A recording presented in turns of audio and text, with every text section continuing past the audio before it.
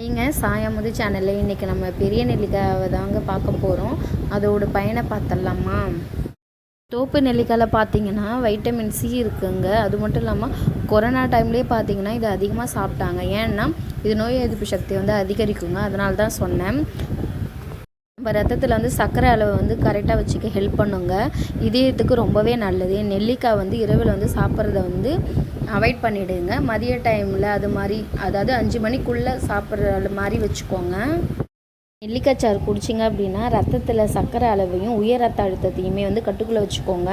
So இதுக்கு ஏதாவது நீங்கள் மாத்திரை சாப்பிட்றீங்க அப்படின்னா டாக்டர்கிட்ட கன்சல்ட் பண்ணிவிட்டு ஒரு நாளைக்கு எத்தனை சாப்பிட்ணுன்ட்டு அவங்கள்ட்ட கேட்டுட்டு நீங்கள் சாப்பிடுங்க. நெல்லிக்காயில் பார்த்தீங்கன்னா நம்ம ஹேருக்குமே நம்ம வந்து வெயிட் லாஸ் பண்ணுறதுக்குமே ரொம்ப ஹெல்ப் பண்ணுங்கள். ஸோ இதை வந்து கிடைக்கிறப்பெல்லாம் வாங்கி யூஸ் பண்ணிக்கோங்க. ஸோ மறக்காமல் நம்ம சேனலை சப்ஸ்கிரைப் பண்ணிக்கோங்க. Thank you so much.